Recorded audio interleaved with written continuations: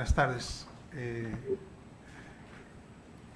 Gracias por estar aquí en esta presentación del libro. Hoy tenemos la grata visita de un amigo del Colegio de la Frontera Norte. Varios de ustedes lo conocen por muchos años, pero hay también caras nuevas que a lo mejor no lo conocen, y sí me voy a referir un poco al doctor Alejandro Canales, porque es una persona que está muy ligada al desarrollo del Colegio de la Frontera Norte. Alejandro es un demógrafo, economista, chileno. Digo, nadie es perfecto.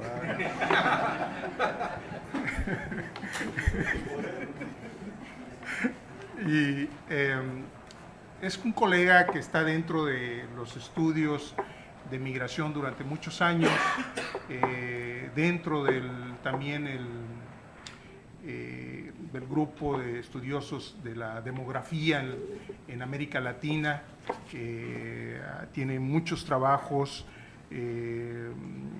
sobre migración internacional, sobre desarrollo y migración, y la verdad es muy grato tener con nosotros aquí a Alejandro, porque Alejandro, para los que son de la maestría en estudios de población, Alejandro fue o es el primer coordinador de la maestría en estudios de población.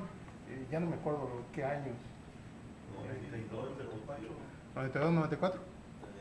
92, 94. Aquí están los siguientes coordinadores. Ya están en fila, Ya están en fila. Entonces, a Alejandro le tocó en gran parte el diseño precisamente del primer programa que salió como estudios de población. Luego fue maestría en demografía y luego regresó a estudios de población. Creo que ese ha sido más o menos el vaivén. Y siempre muy ligado a lo que se ha hecho aquí en el Colegio de la Frontera Norte. Ya después tomó la decisión de irse de esta frontera y se fue a la Tapatía de Guadalajara. y desde entonces está ya en la Universidad de Guadalajara, con recurrentes visitas al Colegio de la Frontera. El año pasado lo invitamos para que diera una plática a los estudiantes de la maestría en estudios de población. Y bueno, ahora en esta ocasión nos trae un material académico bastante interesante, interesante incluso desde su nombre de Pur si muove, en italiano. Y bueno, elementos para una teoría de las migraciones en el capitalismo global. Un documento académico bastante interesante, diría yo, sin temor a equivocarme. Va a ser un libro que pronto se volverá referencia para todos aquellos que están interesados en el estudio de las migraciones internacionales. Queda muy ad hoc en los tiempos para ahorita que están en el desarrollo de las tesis de los estudiantes en la maestría y en el doctorado. Este es un libro que acaba de salir en junio del 2015, consta de 191 páginas, incluida la bibliografía. Está editado por la Universidad de Guadalajara y por Miguel Ángel Porrúo, en una colección que se llama Desarrollo y Migración. Este libro consta de 6 capítulos, con su introducción, con sus conclusiones y también con referencias de las fuentes consultadas. En este libro, el doctor Canales aborda varios temas y conceptos y categorías que se han utilizado, desarrollando dentro del estudio de las migraciones internacionales. Sobre todo y en especial, y es algo no nuevo, algo en lo cual Alejandro tiene ya muchos años trabajando en este debate de la relación de migración y desarrollo. Me parece muy bien logrado, arma ya un esquema analítico para estudiar las migraciones internacionales, cuestiona conceptos muy trabajados anteriormente, sobre todo desde estas dos grandes perspectivas que él le llama el nacionalismo metodológico y el dualismo metodológico. Me parece que lo enfoca bastante atinadamente, sobre todo por qué seguir considerando esta distinción dicotómica entre origen y destino, y verlo como una unidad, verlo como un todo, como un proceso, aunque ya se ha trabajado en muchos temas a las migraciones internacionales como un proceso social. Creo que él lo retoma desde otro ángulo bastante interesante. Y bueno, él inicia el libro diciéndonos, llamándonos la atención sobre la importancia de las migraciones internacionales en el mundo y en las sociedades contemporáneas. O sea, ¿por qué es necesario repensar el fenómeno de las migraciones internacionales?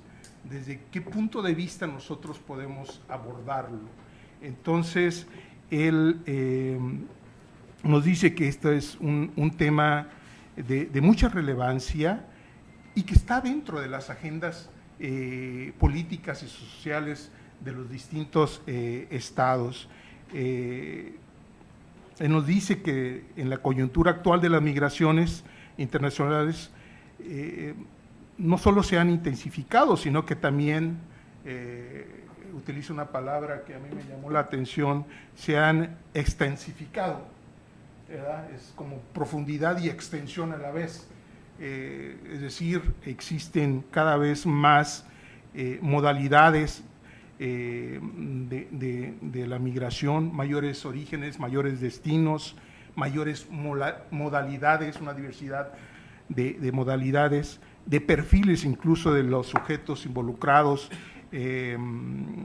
y él ante todo dice que es el resultado de este nuevo proceso de globalización en que viven las sociedades actuales.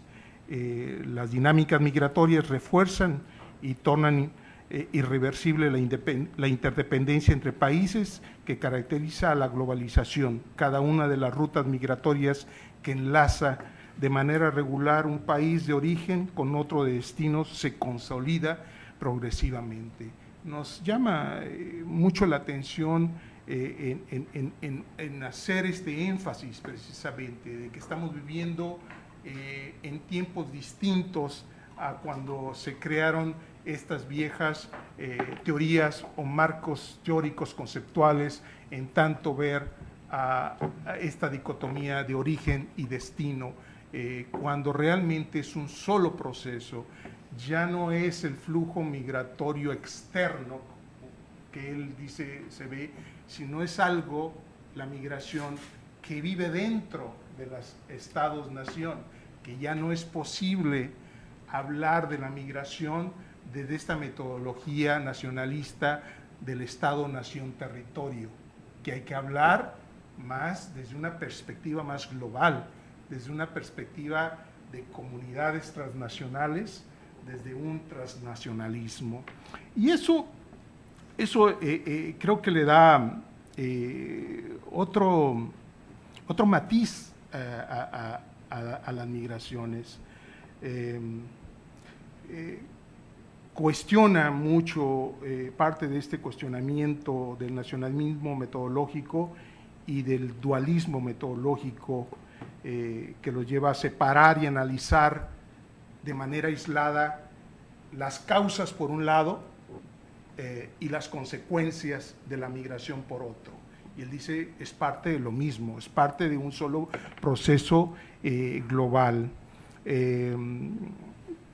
Y para Alejandro Canales, estos enfoques fallan no solo en la visión de la migración, sino por su incapacidad de entender las nuevas dinámicas y transformaciones de la sociedad contemporánea. nos dice, ante todo, al momento que nosotros estamos estudiando las migraciones internacionales, trasfondo, lo que estamos tratando de entender y de comprender cómo es y cuál es esta sociedad moderna contemporánea.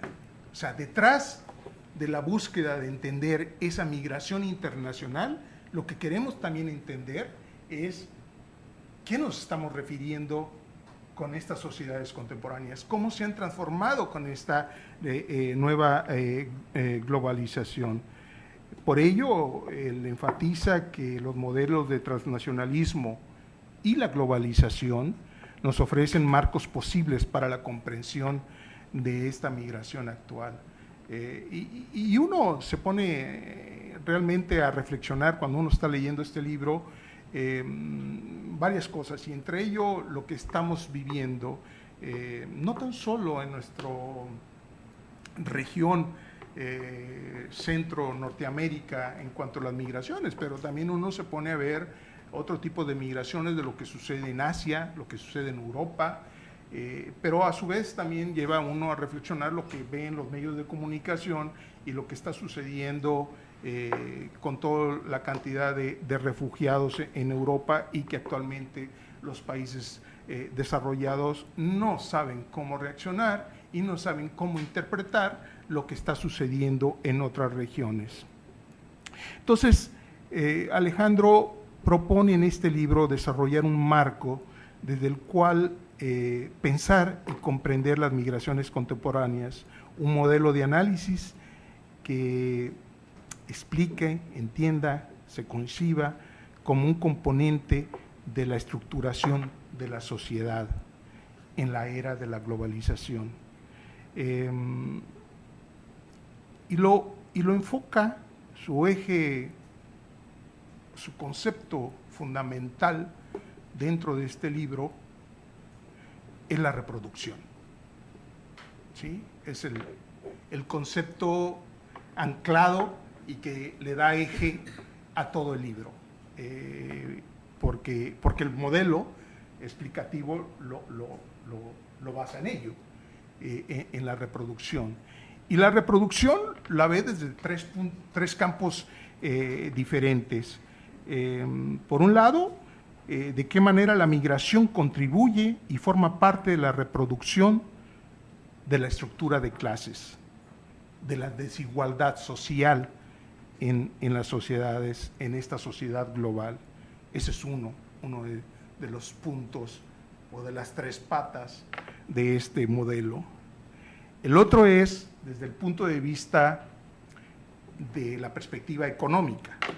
¿Qué papel y función juegan las migraciones en la reproducción de la economía y del capital?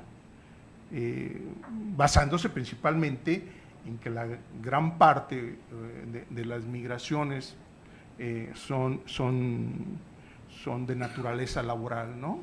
Y qué papel pueden tener estos flujos migratorios laborales en la reproducción del capital, qué papel juegan en esos mercados laborales. Y el tercer eje es que él le da y no podía ser de otra manera, desde la perspectiva demográfica, ¿sí? ¿Cuál es el papel de las migraciones en la configuración del régimen global de la reproducción demográfica? ¿Sí? Que es muy importante. Si no, pregúntenle ahorita a los países en desarrollo, que en gran medida, cuando se empieza a ver precisamente la caída o el declive de las tasas de fecundidad, estos países empiezan a ver la necesidad, la urgencia de crear cierto tipo de políticas para atraer migrantes, porque su tasa de reproducción demográfica no es suficiente para reproducir a esa sociedad. Entonces, esos tres ejes, en tanto la desigualdad social y clases sociales, en tanto la economía y la reproducción del capital y la reproducción demográfica, ¿cómo pueden interactuar para poder dar una explicación global, integral, a esta sociedad globalizada? El autor nos dice que el envejecimiento y la declinación demográfica hacen que actualmente tanto la dinámica económica como la reproducción social de la población en los países desarrollados dependan directamente de los aportes de los flujos inmigratorios en los países. Entonces, quiere y da una explicación bastante congruente y exitosa. Para el autor, las migraciones juegan un papel de trascendencia histórica del dilema que enfrentan actualmente los países desarrollados. Por un lado, y ese es el punto de partida en el debate, la adopción de una política de apertura y tolerancia a la inmigración, o por lo contrario, la adopción de una política radical de control y freno a la inmigración masiva, con el riesgo a un proceso de no sustentabilidad demográfica, poniendo en riesgo la estabilidad económica. Entonces, de ese debate entre estas dos perspectivas de los países que pueden enfrentar ante un control migratorio o ante una tolerancia a la inmigración, parte para desarrollar en las sociedades globales la explicación de las migraciones internacionales. El libro, además de que desarrolla este modelo analítico para entender las migraciones internacionales, ofrece mucha, gran parte de la riqueza del libro es que nos ofrece un panorama de muchos conceptos y categorías de las migraciones internacionales que nosotros la podemos leer o la estamos leyendo de manera dispersa y con diferentes enfoques. Entonces, Alejandro aquí los retoma y los ubica dentro de un esquema. Y yo creo que ese es parte de la riqueza de este libro. Yo los invito realmente a todos, tanto a los estudiantes como también a mis colegas, a darle una revisada, una buena leída a este libro. Me parece que es un libro que nos ayuda a ampliar la visión y las perspectivas de las cosas que nosotros cotidianamente o muy seguido estamos discutiendo, tanto en los salones de clase como en los seminarios, como en las otras presentaciones. Nos da una reflexión crítica sobre cómo debemos de entender los procesos de las migraciones internacionales en las sociedades contemporáneas. Yo felicito a Alejandro por sacar este tipo de documentos académicos y traernos aquí a la comunidad del colegio para que lo podamos comentar, platicar y conocer estas perspectivas. Gracias, Alejandro, y sin más te paso la palabra. Bueno, primero gracias, Rodolfo, por la presentación y por las palabras iniciales sobre mí. Se agradece, digamos, el reconocimiento. Y bueno, siempre es rico volver aquí al colegio, aunque el calor está un poco fuerte, pero bueno, se pasa. Y darse cuenta que cada vez que vengo crece más. Hay un nuevo edificio, está creciendo, nuevos doctorados, ¿no? Es una cosa muy, muy gratificante para uno también, ¿no? Bueno,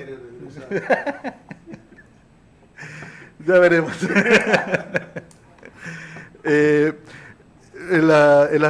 Vamos entrando al libro. El libro está barato. No, el libro hablar un poco del origen del libro, porque yo no pensaba escribir este libro.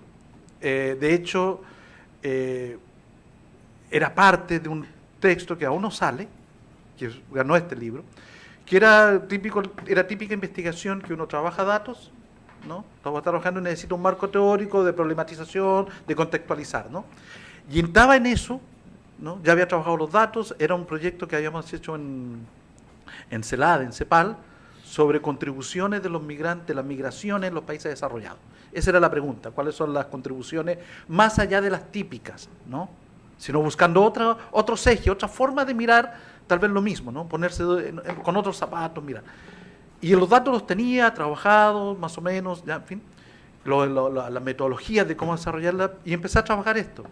Y en eso, vinculado con los colegas también de la Universidad Autónoma de Zacatecas, del área de estudio del desarrollo, donde también hay bastante reflexión, pero ellos más enfocados en el tema de migración-desarrollo, de economía, del capital, la reproducción del capital y todo eso, lo cual a mí me mueve mucho, digamos, no deja, pero sentía que era volver a lo mismo, al mismo discurso de que ya 20 años atrás Saskia Sassen y otros ya lo habían trabajado, digamos, entonces buscando más cosas.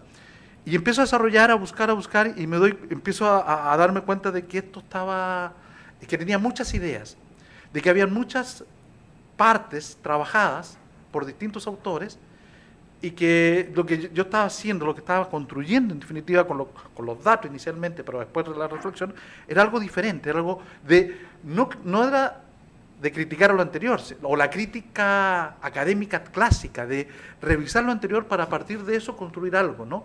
O sea, eso como simientes para hacer algo. Y también tenía que ver con unas reflexiones así, al pasar un momento, en el doctorado allá en la Universidad de Guadalajara, en Ciencias Sociales, donde también empezaron a desarrollar, estoy hablando hace unos 5 años atrás, muchos trabajos sobre redes sociales, sobre migraciones, etcétera. Y la pregunta, y me acuerdo que hice una pregunta, oye, el trabajo de Massey de redes sociales en ese tiempo llevaba 20 años, ¿no? Y seguimos diciendo lo mismo, o sea, repitiendo. Era un trabajo acá, estamos en un seminario de estudiantes, de doctorado, es decir, y les decía, ustedes son los que están trabajando esto, lo menos que yo puedo pedirles es que busquen más, o sea, critiquen, reflexionen, busquen otros elementos. Para llegar a lo mismo no importa, aunque lleguemos a lo mismo, pero denle la vuelta, ¿no? No sigamos repitiendo algo, no es que esté mal, sino, bueno, ya ok, pero 20 años después, ¿qué más podemos seguir diciendo, no? Esa era un poco juntando todo eso, empezar a reflexionar, decir, bueno, ¿por qué no hacerlo yo también? O sea, ¿por qué pedirle al otro, no? Empezar a buscar. Y en eso salió el libro de Edward Telles sobre generaciones excluidas, donde venía la introducción de Joan Moore. Y ahí como que el foco se prende, ¿no? Cuando ella hace una frase que dice que la investigación social es reflejo de nuestros tiempos. ¿En qué sentido? En que siempre cuando estamos tratando de utilizar la migración, queremos construir una teoría general de la migración, que nos sirva tanto para estas migraciones como las migraciones en América Latina, interna, las migraciones de hace 100 años o 150 años de Europa a Estados Unidos, Australia, etc. Y ahí como diciendo, no, o sea, ¿por qué no buscamos mejor? O sea, la migración no es un fenómeno tan estructurante, tan estructural, así tan de largo. ¿Por qué no mejor pensar en migraciones, las teorías de las migraciones para cada época histórica, digamos? Y que la que hoy día podemos construir tal vez no nos sirva para entender cómo migraron los europeos a Estados Unidos. Y no importa, siempre y cuando me sirva para entender esta sociedad y lo que está pasando hoy día. Ese es un primer eje. Y el segundo eje de que creo que era un elemento que siempre me estaba dando vuelta, era que en realidad nosotros no estudiamos migración, o sea, que nos quede claro, estudiamos la sociedad. Un ejemplo, si uno le pregunta a un estudiante de doctorado o de postdoctorado de física y le pregunta qué está estudiando, nos va a decir el origen del universo. ¿Cómo? No, sí, pero en concreto, estoy estudiando esta partícula que está en el planeta no sé cuantito, en la galaxia allá. Eso estoy estudiando. ¿Cómo se mueve esa partícula ahí? Y eso que tiene que ver, es que si eso ocurre así, de esta manera o de la otra, va a depender entonces que la teoría tanto... Y da la vinculación a la teoría del universo, porque lo que está estudiando es el universo, ¿no? A través de esa partícula. Entonces decía, bueno, esto lo digo por colegas en Chile, digamos, nosotros hablando de eso, ¿no? Que de repente decía, es cierto, nosotros no hacemos eso. En ciencias sociales cuando alguien nos pregunta qué estamos estudiando, no estamos estudiando los problemas actuales de la sociedad. o sea, la sociedad, si no estamos estudiando, ¿no?, que el problema de las poblaciones de los pueblos originarios, que la desigualdad concreta, que la pobreza en tal medida, etcétera. Cuando lo que estamos estudiando es la sociedad, nuestra sociedad. Y esta sociedad es la que nos plantea entonces la forma, digamos, el problema concreto de estas migraciones, ¿no? Entonces, con base en eso era empezar a recuperar los distintos enfoques de migraciones, con algunas propuestas que ya se venían desarrollando. Por ejemplo, soy heredero claramente de los enfoques de los enfoques transnacionales. ¿En qué sentido heredero? En que recupero mucho de lo que está ahí, pero trato de ir también más allá, de no quedarme cuando la crítica, sobre todo la crítica al nacionalismo metodológico que hace el transnacionalismo, los enfoques transnacionales, no quedarme en la mirada solamente de la migración, sino ir a los orígenes y darme cuenta, por ejemplo, de que en realidad la crítica viene desde Beck cuando habla de la globalización en general, no habla de las migraciones. Y lo que está criticando al nacionalismo metodológico es la globalización.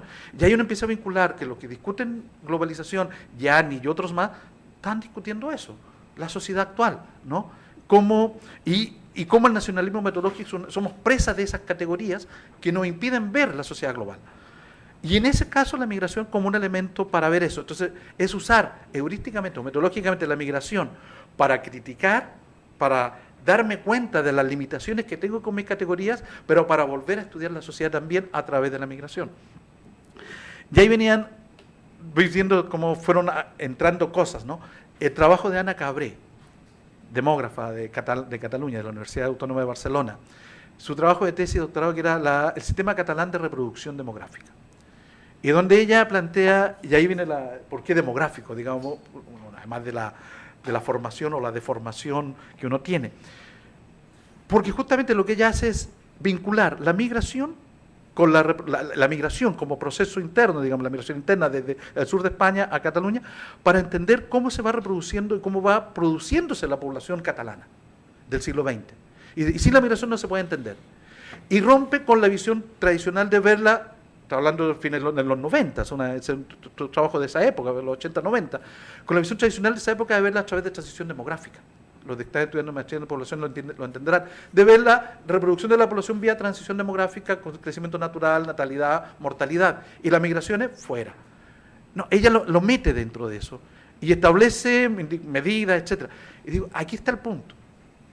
O sea, se trata de entender que desde la demografía y lo que uno trabaja, por ejemplo, no es la estadística de poblaciones ni la demografía de la población en sí, sino la reproducción de la población.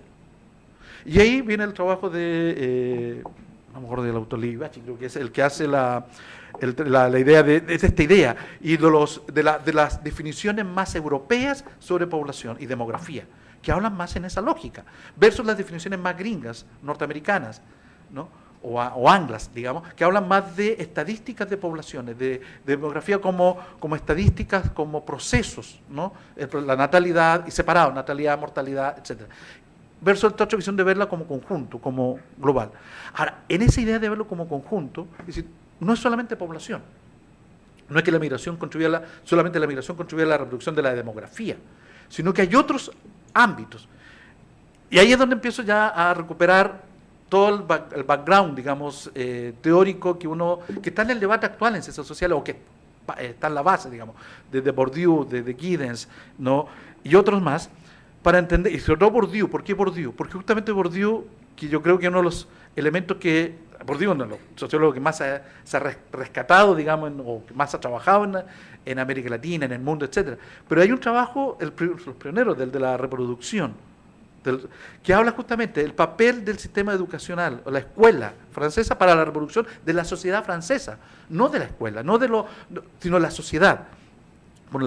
O los trabajos más previos, del papel de las estrategias matrimoniales para la reproducción de sociedades o de comunidades en el norte de África, ¿no? Y que después lo pasa también para estudiar eso mismo en las clases altas, en las sociedades avanzadas. O sea, de esta idea de que lo que hace un individuo, un sujeto, un grupo particular, para reproducirse, para actuar, para etcétera, para sobrevivir, lo que fuera, no solamente forma parte de su proceso de sí mismo, sino que forma parte de un proceso de reproducción de la sociedad en su conjunto.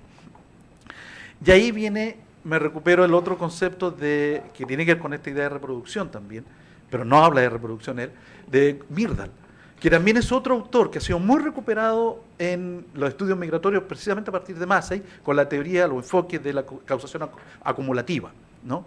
Que es cómo la migración a través de redes sociales, de estos comportamientos, estas prácticas que se van desarrollando a través de redes sociales, capital social, etcétera, etcétera, que derivan también de repente en comunidades transnacionales o comunidades translocales, etcétera, etcétera, contribuye a la reproducción de la migración. Y de hecho ellos son muy enfáticos, él y Durán y otros más, al decir que incluso tiene tal fuerza este proceso, esta causación acumulativa, que incluso cuando las causas iniciales estructurales desaparecen, la migración se puede seguir reproduciendo, ¿no? Por esta forma que va adoptando. Bueno, yo leí a Myrdal hace 35 años, más 40, más o menos, 35 años, que lo leí desde la economía, no desde este enfoque, ¿no? Y tenía otra idea, digamos, como que también otras ideas, y empecé a volver a él, y Myrdal lo que habla es de dos conceptos, la causación acumulativa y la causación circular. Y precisamente la causación en esta dualidad de dos conceptos, lo utiliza para estudiar el desarrollo de unos y el subdesarrollo de otros, en el libro sobre regiones, desarrollo y regiones, digamos, ¿no? Y por otro lado, previo a eso, a ese estudio, el mismo concepto, el mismo enfoque lo usó para estudiar la situación del negro en Estados Unidos, el dilema americano, digamos. Y en los dos casos, lo que establece es un principio de causación acumulativa, que sería el círculo virtuoso o no, digamos, ¿no? Como que no, de la reproducción de la pobreza, por ejemplo. El pobre se reproduce como pobre porque es pobre, ¿no? Y ahí porque entonces pobre no tiene derecho, no se educa, al no educarse no va a tener buenos salarios y así vuelve a reproducirse, que es una lógica de reproducción de sí mismo. El migrante se reproduce porque reproduce redes sociales, esas redes sociales le permiten conseguir trabajo, pero esos trabajos y no otros, que a su vez van a llevar a la reproducción de esa misma migración, de él mismo como migrante. Perfecto. Pero Myrdal también habla de la causación circular. Y dice, aquí el negro no solamente se reproduce como negro, sino al reproducir su negritud, reproduce al otro. Reproduce las bases para la construcción de los imaginarios, identidades, discriminaciones de los blancos hacia los negros. Entonces, y a su vez esa condición es la que lo reproduce a él en esa situación de subordinado. Entonces, lo que él establece, Myrdal, es no solamente la reproducción del sujeto, sino la posición del sujeto dentro de una sociedad. Cómo se va reproduciendo a lo largo. En el caso del desarrollo y subdesarrollo, esto era evidentemente muy similar a las teorías de la dependencia, las teorías del sistema mundo, etcétera, la teoría cepalina, que hablaban de eso, el desarrollo del subdesarrollo, el desarrollo desigual y combinado, en fin, por el lado de la economía. Pero por el lado de la sociología, en el caso de la reproducción de los negros en Estados Unidos, era evidente que también aplicado a eso.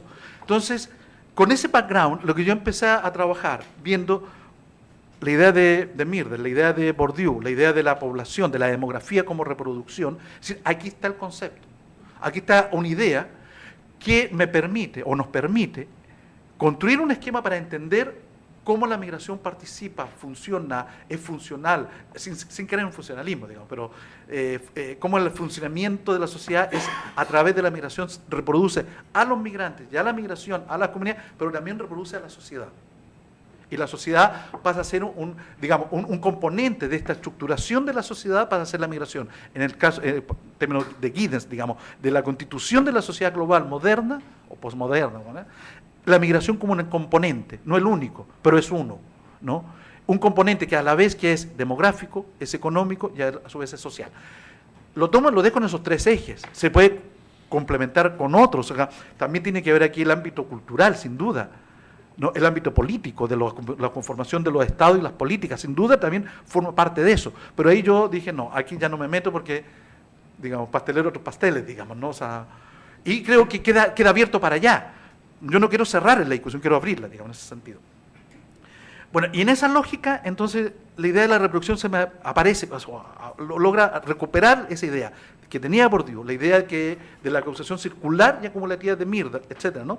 Para entender cómo la migración forma parte de esto, en la medida que precisamente participa de estos tres ejes o campos, ¿no? Pero para eso también uno dice, necesito repensar la sociedad actual, o las herramientas con las cuales trabajo la sociedad actual. Y la idea de la globalización no es tanto la idea de vamos a recuperar las visiones clásicas de la globalización económica y el capital transnacional, no, sino pensarlo en estos términos más de Octavio Gianni, el desafío de la globalización como un desafío epistémico, de cómo pensar las sociedades actuales globalmente, en términos de que los círculos nacionales, los límites, se pierden, se difuminan. No es que se acaben, sino que existen para unas cosas unos límites y para otras otros. Por ejemplo, la política migratoria fija límites nacionales claritos, pero el proceso migratorio los da vuelta. Y también la política nacional fija límites claros para la acción o no de empresas transnacionales, pero para la fuerza de trabajo de una manera y para el capital de otra. Y así, o sea, los límites nacionales no es que no existan, sino que dejaron de tener esta delimitación construida desde el Estado y pasaron a ser construidas desde otros espacios, que no tenemos, y lo que dice Gianni, no tenemos otra forma más que referirnos a ellos como metáforas. Y la globalización pasa a ser una metáfora de lo que está pasando al no tener las herramientas o los enfoques para entenderlo. Ahora, ahí es donde decía, bueno, seamos consecuentes con esa visión, de que la globalización hoy día implica pensar en términos globales. Y en el caso de la migración, ¿cómo yo vinculo entonces? La migración me permite vincular, integrar, formar un marco analítico en el cual incluya sociedad de destino con sociedad de origen, en términos de que forman una sola sociedad. No son iguales, evidentemente, no digo que son iguales, no digo que las consecuencias, las causas operen igual, no, digo, pero sí forman parte de un gran estamento, que funciona en el caso de las migraciones, pero si lo vemos en el caso, por ejemplo, del capital, va a funcionar de otra manera. Pero la idea aquí es la idea más abstracta, metodológica, de pensar la globalización, incorporar origen y destino, la sociedad de origen y la sociedad de destino como un todo. ¿Y esto qué implicaba? En definitiva, que no hay origen, no hay destino en tal nacional, sino lo que hay es una sociedad en la cual, en los orígenes, la migración opera de una manera, reproduce la sociedad de origen de una manera y la sociedad de destino la reproduce de otra. Y la conjunción es la reproducción de esta sociedad global, ¿no? Por ahí un poco va la idea, digamos, para eso leer el libro, está mejor explicado en el libro, ¿no? En esa lógica, en lo que yo establezco, digamos, los tres ejes de reproducción, de cómo opera la migración como reproducción en los tres ejes. En el eje demográfico, que es más fácil para mí, digamos, explicarlo, es evidente, la migración contribuye, como decía Rodolfo, en la medida que en los países desarrollados están enfrentados a la segunda transición demográfica, es decir, bajan la fecundidad a los niveles muy inferiores a las tasas de reproducción, cambia la formación de hogares, etcétera, todo eso. Pero también a lo que no se ha dado mucho vuelo de hablar de la tercera transición demográfica, que tiene que ver con los cambios que el envejecimiento tiene sobre la estructura demográfica, en los vacíos que va generando, los déficits de población y de población activa que está generando hoy día, ¿no?, en los países desarrollados. Y los datos son evidentes. O sea, incluso incluyendo la crisis económica del 2008 al 2012 en España, por ejemplo, la oferta nativa de mano de obra habría sido incapaz para cubrir los puestos de trabajo que generó la economía, aún con la crisis, aún con el desempleo. O sea, entonces ahí hay un conflicto, digamos. Entonces la migración como un elemento para llenar eso. Pero por otro lado, no es cualquier migración, es una migración de países del tercer mundo donde se vive una situación demográfica diferente, el bono demográfico, o sea, una etapa anterior. Y en eso uno dice, bueno, aquí se genera una ventana temporal de complementariedad. Perfecto. O sea, esa es la idea que aparece, ¿no? O sea, el exceso de población que tenemos acá se combina con la ausencia de allá. Eso ya lo habían dicho, es lo que dice Coleman, ¿no?, en la tercera transición demográfica. Yo le doy un giro a eso. El giro es, sí, pero esto tiene una fecha de caducidad. El bono demográfico caduca. ¿Y qué va a pasar cuando caduque? Primero, ya está generando un conflicto en los países desarrollados. La crisis migratoria o la crisis de refugiados hoy día lo deja claro. Pero estamos hablando, cuando hablamos de números, si se fijan bien, están hablando de 300.000, 400.000 inmigrantes al año. Son los migrantes que de México iban a Estados Unidos normalmente en los 2000. Es decir, ¿no?, pero es una crisis. La crisis no es tanto por la cantidad, sino porque se empieza a aparecer este fenómeno de que en los países europeos no saben qué hacer en este dilema. Bueno, pero por su parte, en nuestros países también tenemos este conflicto. O sea, países como Cuba, el bono demográfico ya se está acabando, Uruguay, etcétera. Y digo Cuba porque uno de los países de alta expulsión. México está a la mitad, digamos, en ese camino. Entonces, ¿qué va a pasar cuando acabe eso? O sea, ahí tenemos nosotros, digamos, y una crisis no solamente para nosotros, que lo es, sin duda, sino también para el sistema en sí. Bueno, por el lado del capital, yo creo que lo más conocido en cuanto a lo que se ha trabajado, lo que ha trabajado Sarkiassanen de globalización. Lo que yo agrego aquí es cómo es vincular una vieja tesis que es los procesos de producción y de trabajo con los procesos de reproducción de la fuerza de trabajo, o los espacios de producción y de trabajo con los espacios de reproducción de esa misma fuerza de trabajo. Como en la globalización, a través o más bien, en las migraciones, estos espacios se desentienden como tales, pero se articulan en la medida que lo que está migrando es trabajo. Que lo que está migrando, o sea, a través del migrante, lo que está migrando en realidad es trabajo para el capital. Ahora, no es la única forma de migrar, de trabajo. También aparece otra, que es la migración al revés, que el capital va a los países de origen.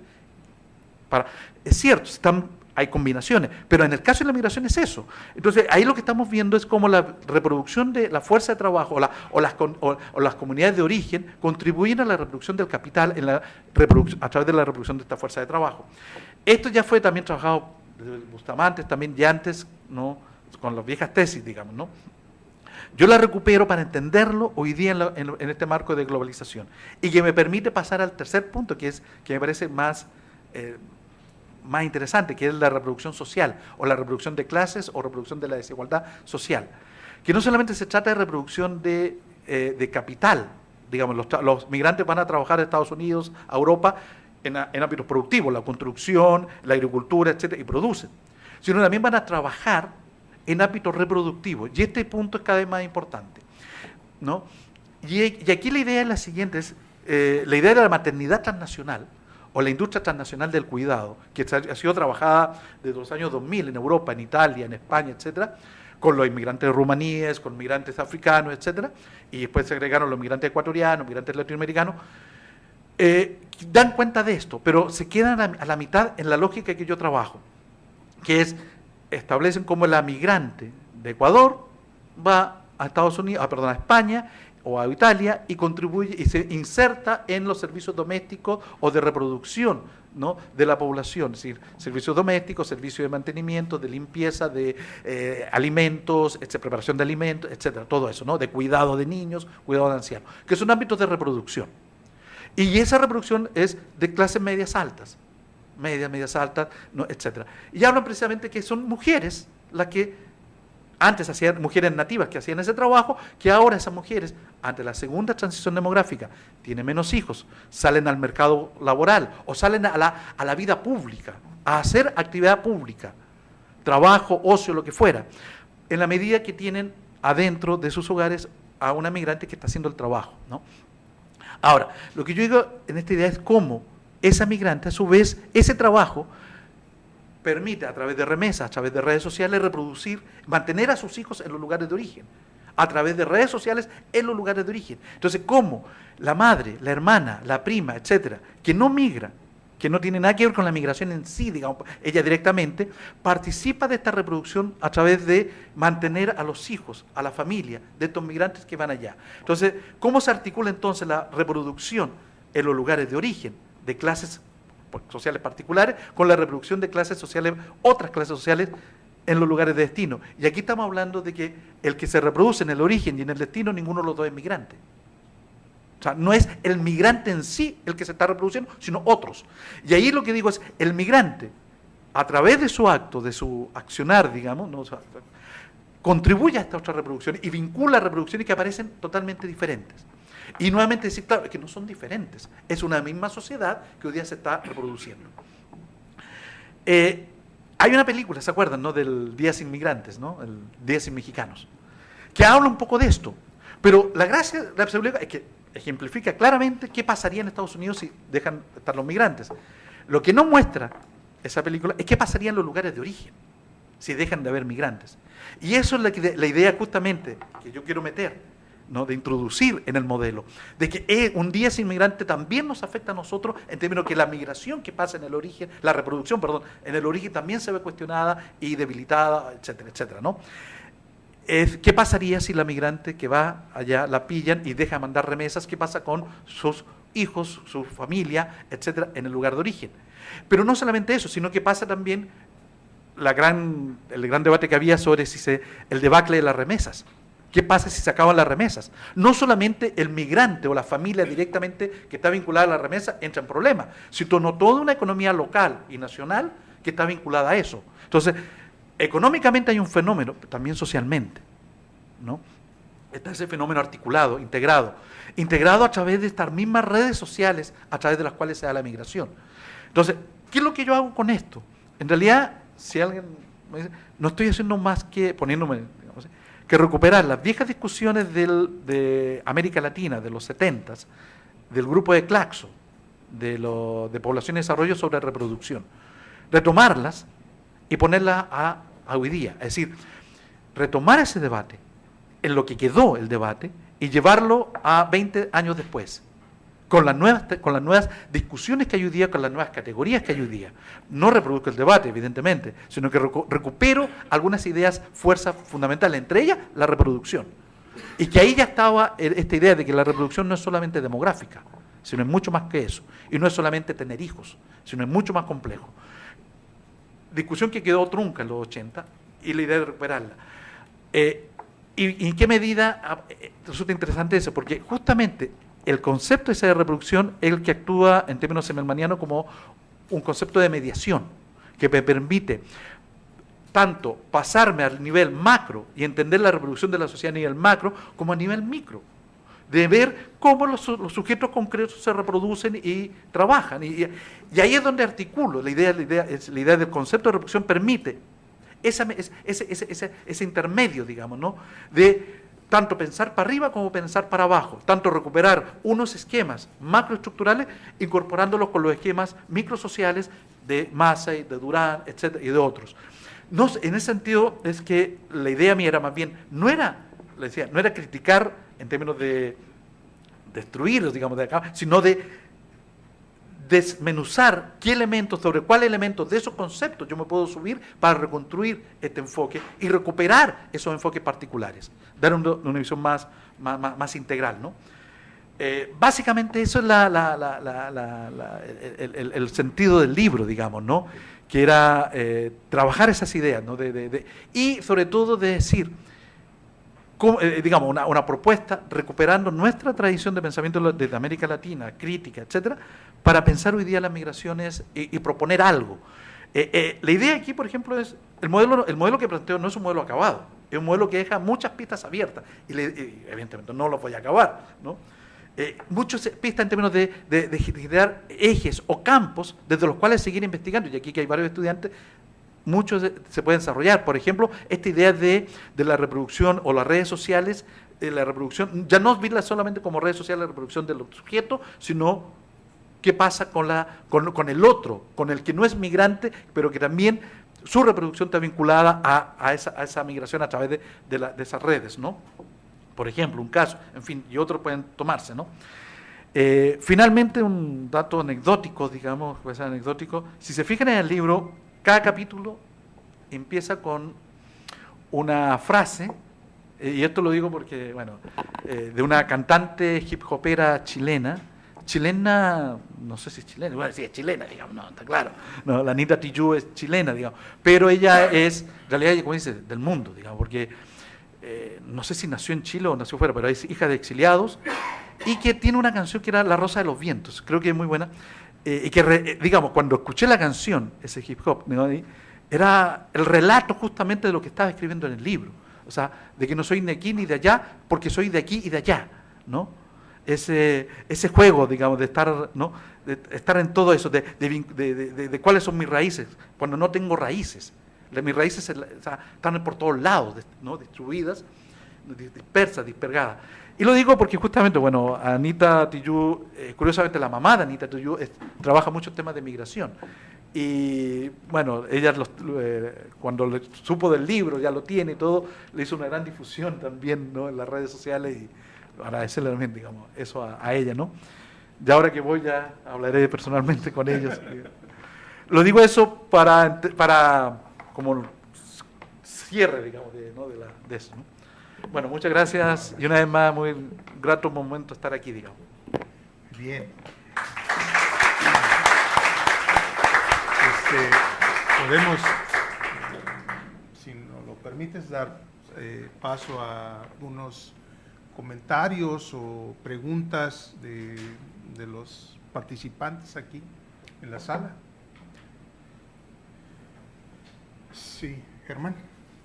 Sí, yo tengo uno que es justamente de este periodo de los años 80, donde estuvo muy en boga esta discusión de si la familia pequeña o la familia grande, extensa, compuesta, etcétera, vivía mejor, que generó un libro que publicó Henry Selby, y bueno, también de alguna manera se adhirieron a esta discusión Orlena de Oliveira y Mercedes González de la Rocha, etcétera. Pero el punto era, la discusión, discutiendo con la teoría de juegos, era que, según Henry Selby, trabajando en el estado de Jalisco, no era la familia pequeña la que vivía mejor, era todo lo contrario. En la medida en que más miembros envías al mercado de trabajo, estaban en mejores condiciones económicas. Ese fue un supuesto que él probó empíricamente para esa época.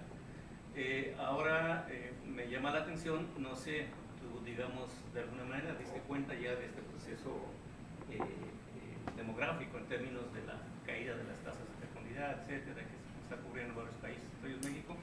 No sé, ¿cómo ves esta discusión? ¿Aporta o no aporta nada, etcétera? Pues parte del proceso histórico solamente. Gracias. ¿Alguien más quiere comentar o hacer alguna pregunta? Rafa. Bueno, yo le agradezco a Alejandro su valentía para enfrentar este tema de las teorías en el estudio de la migración, porque efectivamente pues es un tema que no ha generado mucha producción, creo yo. Y bueno, yo creo que en este momento este es un libro de madurez, porque pues yo creo que Alejandro está en plena madurez intelectual y yo creo que es un buen momento para eso. Yo te voy a hacer como de abogado del diablo para que mejores el siguiente libro. Yo creo que es cierto lo que dice, si bien el próximo año, en 2017 se cumplirán 30 años de la publicación de Return to Aztlán, ¿no? Donde se hace una buena, creo yo, una sistematización de la teoría de redes, pero ya son 30 años, y definitivamente es una visión medio naive del funcionamiento de las redes, en donde solo se ve la cuestión de la cooperación, la colaboración, pero no se ven también las cosas perversas de las redes que hay entre las comunidades de origen y destino. Entonces, ya 30 años merecería una nueva visión y una crítica a eso. Sin embargo, creo yo, y es lo que te quería yo de alguna manera que confrontaras, ¿no crees tú que eso mismo estaría pasando con la teoría de del transnacionalismo, que surge en la década de los 90?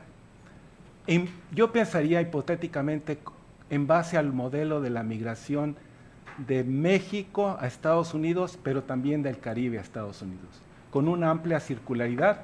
Entonces, el transnacionalismo queda muy bien, porque hay una gran circularidad de personas, hay un crecimiento continuo de las remesas. Y entonces tú dices en el libro, hay que verlo como la sociedad de origen y destino como un todo.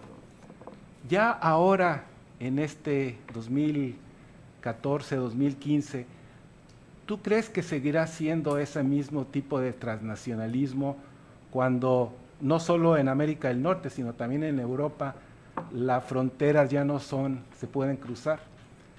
Donde ya los inmigrantes en estos países de destino ya no tienen tantas prácticas transnacionales, sino que se han convertido en inmigrantes. donde han bajado las remesas de estas familias cuando ya se tienen que preocupar por invertir en la sociedad de destino, en la educación de los hijos, en la compra de casas, y que ya no hay que mandar mucho dinero al origen porque ya no hay casi parientes, toda la familia está acá. Entonces, esa es la pregunta que te planteo. ¿No crees que también se requiere, y tú tendrías que ser más crítico con la visión del transnacionalismo, como que la sociedad de origen y destino sigue todavía de veras, es parte de un todo? ¿No hay esos rompimientos donde ya los migrantes circulares ya no lo son más, sino que son inmigrantes? Eso te planteo. Gracias. Gracias. Alfredo. No, sí, claro, algunos. Primero, agradecer los comentarios, sobre todo tuyos, Rafael, ¿no? ¿Cómo se llama? Queda bien eso de esto de trabajo de madurez, digamos. ¿Cómo le llamaste eso de? Sí, me gustó. Ahora tengo que madurar, entonces. ya sé lo que tengo que hacer para adelante, ahora ya madurar. No, parece bien, porque justamente se trata de eso, de un punto de inflexión, ¿no? Y yo creo que la idea del libro era precisamente esa, es no hacer el libro sin que esté mal eso, o sea, no hay mucho menos, o sea, son muy importantes los libros de investigación, ¿no? Donde uno hace una reflexión de un tema, da datos de un tipo de otro, cualitativo, cuantitativo, histórico, etc., y reflexiona un tema de una investigación. Y vamos así trabajando, profundizamos en esa, saltamos a otra, recuperamos. Y esto es como decir, no, o sea, no es una investigación, esto es una investigación, pero no es una investigación de las propias tipo CONACYT, sino una reflexión. De hecho, no se llamaba elementos o ensayo, porque cae más en la lógica del ensayo latinoamericano de los 70, 80, típico, digamos, ¿no? Pero ensayo por lo mismo, para no caer en eso, no poner, digamos, mercadotécnicamente hablando. Pero va en esa lógica de decir de cómo, lo que sea recién Maru, cómo ir trabajando, ir investigando te va generando, y ir trabajando, investigando, ir hablando con gente distinta, que te van preguntando otras cosas, y de repente uno se le empieza a dar vuelta, y no pararse en eso, sino darle vuelta y darle, a ver qué sale, ¿no? Y la idea era, recuperando estas reflexiones, estas mismas críticas que yo hacía a ese punto, hasta dónde llegamos, con lo que decía recién ahorita de esto, las redes sociales, hasta dónde, decir, bueno, ya, pues busquemos algo y tirémoslo justamente para pescar algo, o sea, aquí es una malla que tiramos para ver qué sale, digamos. Yo no me quedo con esto que ya está la teoría, digo, aquí van elementos, ¿no? Para desarrollarla. Y en ese plano me parece muy bien lo que plantea Rafael, es decir, como recogiendo el guante, digamos, o sea, así como hago la crítica de que 30 años después la teoría de las redes sociales no puede ser lo mismo que Return to Land, no es porque el libro sea, al contrario, el libro fue un parteaguas, o sea, tan parteaguas ese libro, con el artículo que uno después de Massey en los 90 por ahí, sobre la causación acumulativa, que nos dejaron hablando 20 años, 30 años, o sea, qué parteaguas mejor, digamos, ¿no? O sea, 20 años hablando de eso, gracias a eso, o sea, bienvenido, o sea, digamos, yo reconozco que soy heredero de eso, ¿no? Heredero, y trato de decir, bueno, démosle la vuelta, ¿qué más podemos? ¿Cómo podemos dar un giro a esto para buscar algo más, ¿no? Esa es la idea. Y la idea del transnacionalismo me parece también fundamental. Y aquí yo creo que también, lamentablemente ya había escrito el libro cuando leí el texto de otro amigo chileno, que hablaba también, no del transnacionalismo, pero sí del nacionalismo metodológico, de la crítica al nacionalismo metodológico. Y una de las cosas que la frase, hablando con él, que está en el libro también de él, que decía, es, claro, todos hablamos de la crítica al nacionalismo metodológico, pero dice, yo no he visto ni un autor que defienda el nacionalismo metodológico. O sea, estamos construyendo a un otro y al cual le tiramos todo. Y ese me pareció, ¿por qué no lo vi antes? Digamos, porque justamente ahí tengo un elemento de base de lo cual se constituye el transnacionalismo y que está siendo cuestionado. Que un punto a cuestionar es decir, realmente, ¿qué es el nacionalismo metodológico? O sea, no hubo nadie que hablara de eso. O sea, fue una metáfora en realidad que tiró Beck y agarraron Bauman y otros para hablar de eso, de una forma en que estamos entendiendo las cosas y que no corresponde. Y en ese sentido me parece importante recoger eso. Ahora, lo que yo tomo de esta cosa del internacionalismo justamente es esa idea de, bueno, Pensemos la idea en términos de globalización, vincular transnacionalismo a globalización más que a migración, más que a prácticas, ¿no? Y recuperar esta idea de pensar globalmente. Es una pata, es un pie con el cual uno camina, pero falta el otro, el que tú dices, o sea, y el transnacionalismo migratorio, digamos, propiamente tal, esas prácticas que se constituyeron y que fueron propias de los años 90 con un contexto social y político de los estados de los 90, y migratorio, por tanto, que llevó a eso, ¿no? A hablar de esto, de una migración circular, pero también una migración permanente que mantenía muchos vínculos, que eran mucho más flexibles, ¿no? Una frontera que era mucho más porosa que la que hay ahora, ¿no? Yo me acuerdo de los 90, venía hablando con el chofer, ¿no? El bordo era otra cosa, ¿no? Entonces algunos ni siquiera estaban, digo, pero el bordo era lleno de gente cruzando, y hoy día no hay nadie, o sea, evidentemente eso cambia. Durán el otro día presentaba de cómo era la migra en el Cañón Zapata. ¿Se acuerdan la foto esa para la Navidad y la migra dándole regalo a los migrantes, o sea, ¿no? Versus hoy día, o sea, ¿no? O sea, es otra realidad. Entonces, evidentemente el concepto construido en un momento, hoy día, necesita ser reformulado. Ahora, ¿desde dónde reformularlo? Yo creo que sería el punto, y yo digo, la idea mía es en esta idea de vincular origen y destino, o sea, no perder de vista origen-destino. En esta idea de la causación circular de Myrdal.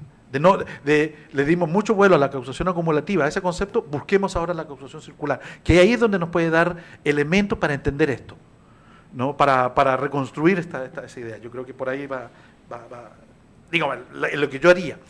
En términos de que es, ahora, es lo que yo haría porque es donde yo me paro a mirar la realidad y la sociedad, que lo que yo quiero no es justamente entender tanto los procesos macro como los micro, aunque lo mío siempre ha sido lo macro. O sea, si alguien ve mis trabajos siempre va a ver macro, ¿no? Procesos macros, datos generales, etcétera.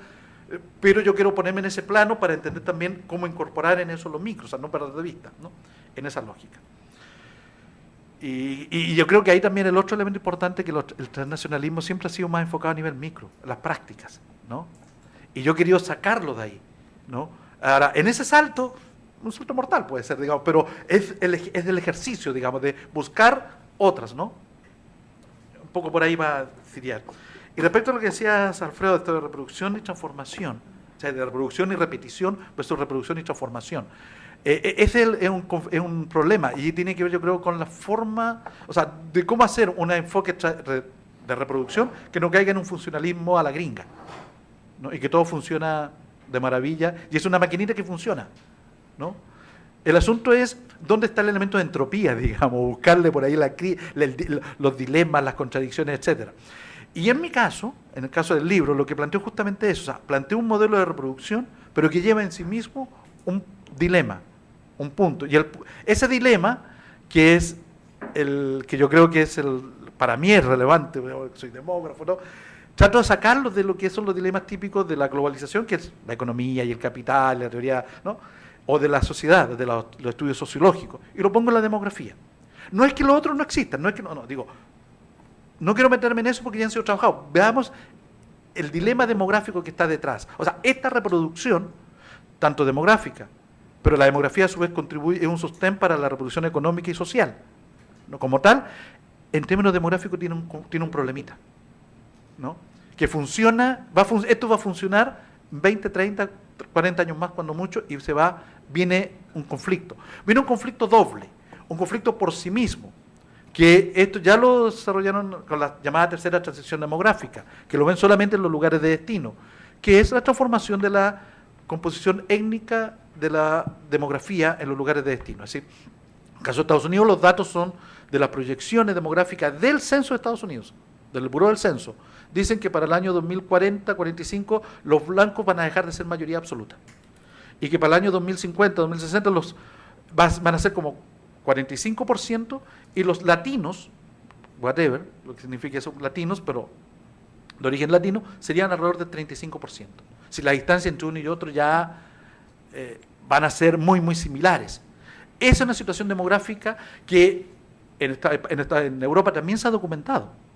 Las proporciones cambian, 48, 30, 45, 30, pero por ahí anda, de que la migración, los migrantes o los descendientes de los migrantes constituyen una minoría importante.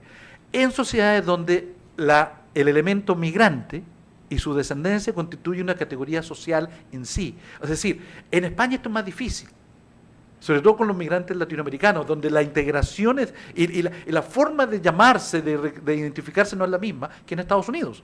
En Estados Unidos, latino, hispano, digamos, es una categoría censal incluso. O sea, a esos niveles llega. En España no. En España incluso tú te nacionalizas y pasas a ser español. Y las estadísticas ya te toman como español, ni siquiera como migrante, no, como español. Y todo eso. Entonces, claro, eso cambia en la sociedad, en una sociedad en otra. Pero en otras sociedades como la alemana, como la inglesa, como la americana, donde es más fuerte esto, eso ocurre. Y ahí hay un dilema. El dilema es que, por ejemplo, no sea raro que llegue a haber un presidente latino. El problema no es para Estados Unidos, como todo, porque un presidente latino va a ser lo mismo que Obama. Va a ser el emperador del mundo. Bueno, si los chinos no dicen otra cosa, pero mientras tanto va a ser el emperador del mundo. El problema es que el emperador no va a ser un blanco, va a ser un latino. Ese es el problema. No significa que dejen de ser imperio. No estoy diciendo eso, o sea, no para nada, ¿no? Y el día que llegue un presidente latino a Estados Unidos, va a ser mi enemigo, o sea, porque yo estoy contra él, voy a pelear contra él igual, o sea, políticamente. Pero internamente el poder se distribuye de otra manera, y ese es un conflicto. Y es un conflicto que está en el mismo proceso. Y el otro conflicto es la demografía mundial, no permite que esto se mantenga por mucho tiempo. Y aquí un eje que no está en el libro, pero que sale, que evidentemente sale, y que la idea de otros libros, de otros trabajos, que es los otros límites del crecimiento. Si se acuerdan, para allá a fines de los 60, el Club de Roma sacó un libro, y los Meadows, de los límites del crecimiento, que era el crecimiento explosivo de la población, generaba límites al crecimiento económico. Hoy día estamos al revés.